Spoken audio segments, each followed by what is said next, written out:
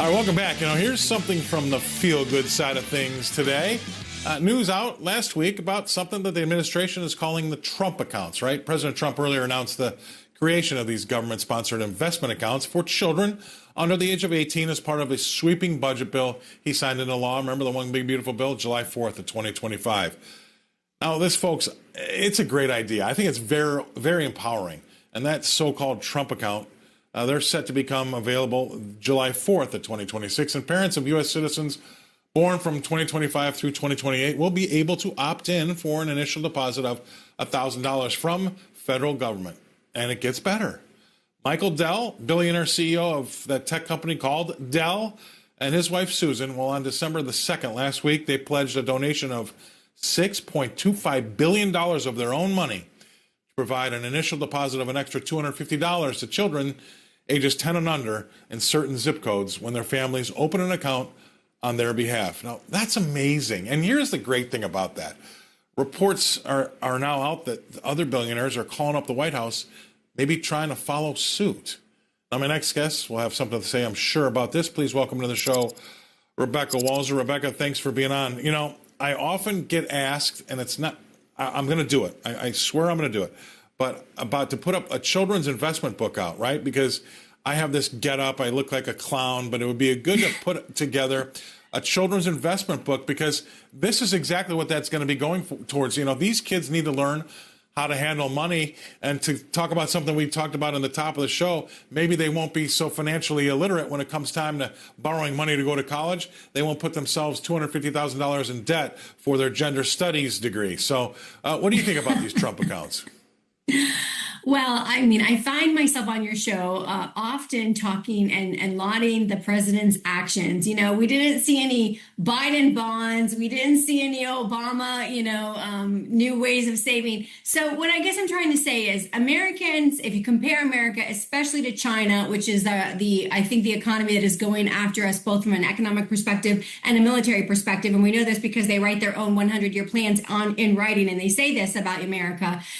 When you look at their savings rate, Scott, they have a fundamentally higher savings rate. And if you look at so you can talk about the savings gap in America, but let's talk about the retirement savings gap. And that is, multiple trillions of dollars. The last time I saw it really analyzed, it was over 14 trillion, and that was a good 5 years ago. So it's probably somewhere in the $20 trillion mark. What does that mean? That means for the people that are retiring, in order to maintain lifestyle, we need about 20 trillion more saved than we actually have saved. And so what you have here is an administration that is systematically looking at every issue that America is failing on, grading it against any benchmark, but take China as the benchmark since they're our number one competitor, both militarily and economically, I would say, at this point in time, and look at that and say, what can we do to improve our savings? Because we are a 70% based consumer economy, meaning we will ebb and flow as the consumer ebbs and flows. And this is mostly because we have FOMO, fear of missing out, keeping up the Joneses. I got to have it now. In fact, if I don't have enough income,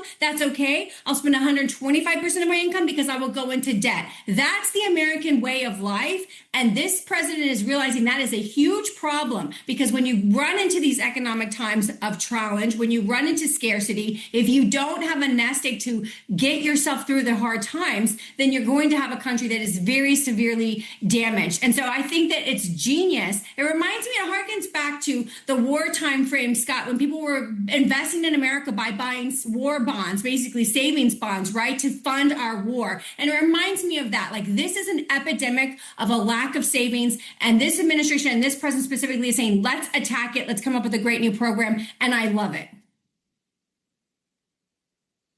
We have a lot of folks, I agree with you, Rebecca, wholeheartedly. And we have a lot of folks on the show that are retirement account managers, right? They that's what they do. They look after your education money, your retirement money, your sickness money.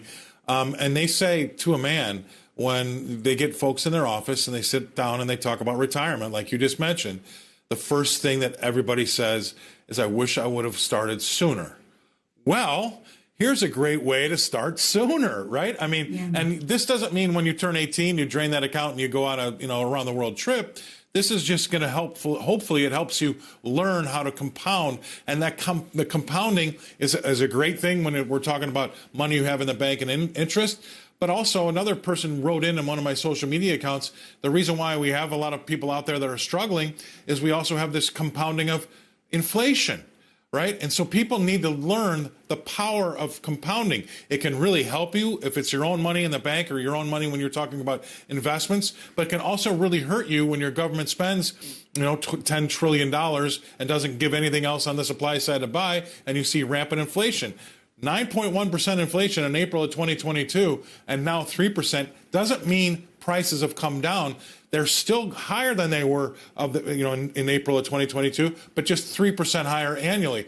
People need to understand that, and that power of compounding has gotten 80% of our economy kind of behind the eight ball. This is a great idea. Teach kids the power of compounding, especially when it comes to their own interest and investments. And I think we get rid of a lot of those problems.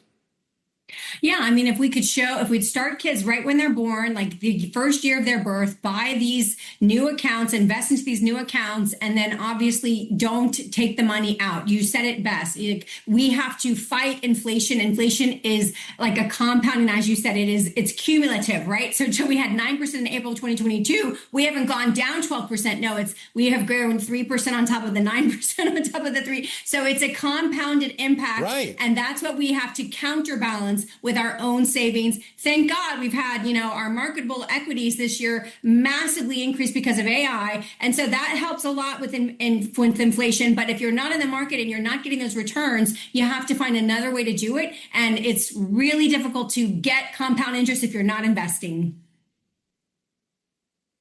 Right. And if you're not in the market to take advantage of inflation when it comes to asset prices in your stocks, you're probably either renting or you don't have a big real estate portfolio either, right? So you're not making any money on your big real estate portfolio because you probably don't have. Mm-hmm. So, 80% of the country, that's why I talk about it too much, but this K-shaped recovery or bifurcation, it's those folks that upper 20%, they've got real estate, they've got land, they've got stocks, but the bottom 80%, they don't have it. And this would be a great way to help teach those folks right out of the box that this is a good way that you can get a leg up and start to be on that treadmill so you don't get caught short like a lot of my retirement guys tell me they are. The last 10 seconds to you. Yeah, I just want to continue to encourage this administration to keep looking at things that are just clearly deficient between what we're doing as a nation and what our biggest competitors are doing, and try to plug the holes while we have him. Like as fast as we can set up these programs to plug these holes. It's very hard to take down these things once they start under an administration. So all the more power to President Trump and his administration. That's a great idea. Appreciate you coming on. Thanks for getting us started on a Monday. Thank you, Scott. Rebecca Walser, Walser Wealth Manager down in Tampa, Florida. You're